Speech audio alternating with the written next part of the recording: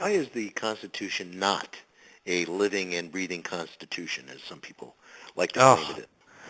Well, I mean, geez, where do I even begin? I mean, part of the reason is that when you look at what really matters is the ratifiers, the people in the states, when they were deciding whether or not to adopt the Constitution.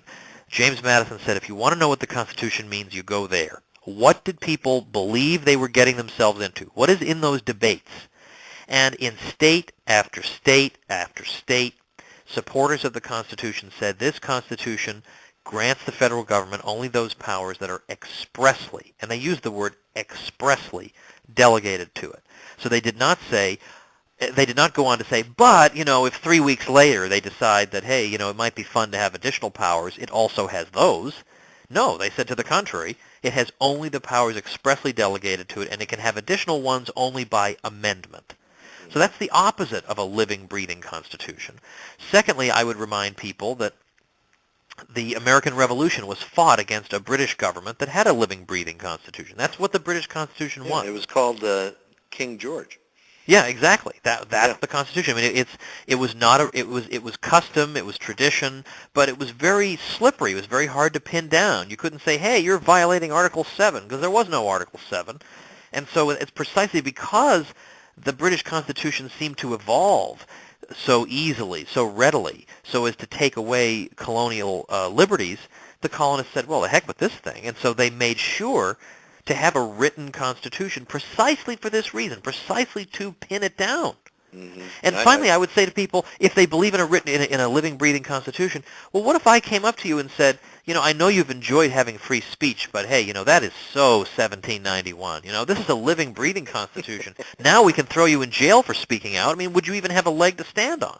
Yeah, and I'd like to make this point related to your earlier comment about King George, that, we fought so that the law would be king rather than the king's whims would be the law. And indeed, that's why I've said that, if you want to spit in the faces of the people who fought for American independence, then by all means, advocate a living, breathing constitution. Advocate the very thing they were fighting to get out from under. Right, exactly. So, after 200 years, we've seen this ratchet effect of this growth of central government. And, this concept of ratchet effect, which our friend Robert Higgs has done so much scholarship on, I'd love to have you make a comment on that as well. Yeah, the term ratchet effect refers to the fact that the government tends to grow, but it tends to grow in spurts, like when there are emergencies, whether it's a military emergency or a financial crisis or some sort of crisis like that.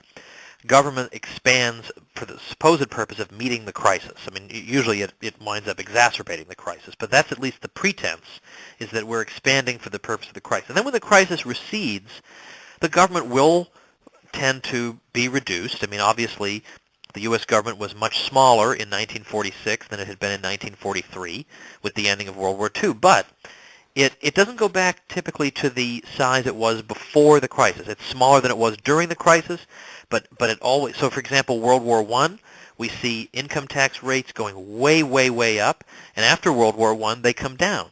But they do not come down to the level they had been before the war. This seems to be a pattern throughout American history. Right. So what is happening today? Let's talk about that. You mentioned several things in your book. You mentioned about the Real ID Act, the attempts of the states to allow medical marijuana use, gun use, and so on and so forth. And one in particular I found interesting, an effort to bring the National Guard home. In no particular order, please, if you would, touch on these. Oh, sure. Yeah, gladly. First, the Real ID Act was one of these ideas, was one of these pieces of legislation that united people who often are not united. So there were political liberals, civil libertarians, and fiscal conservatives who were all alarmed at this Real ID Act that involved, it seemed to be the first step down the road of a national ID card.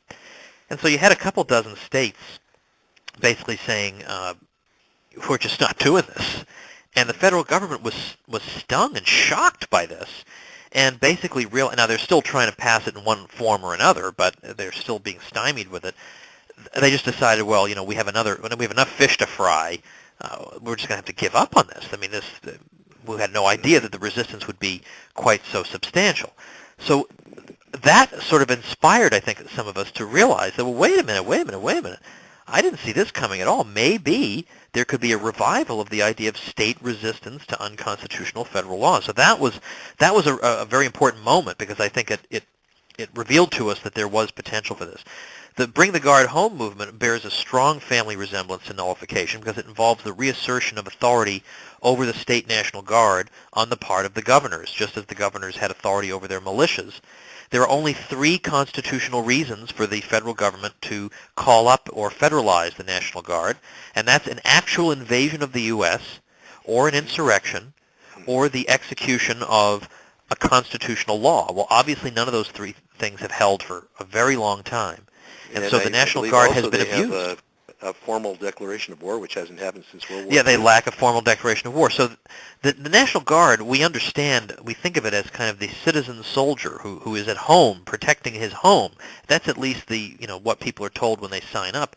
So there's been a tremendous abuse of the National Guard. So this is a movement, again, that enjoys wide cross-ideological support. I mean, WorldNet Daily, the conservative/neoconservative website, is in favor of Bring the Guard Home. Liberals, military families, libertarians.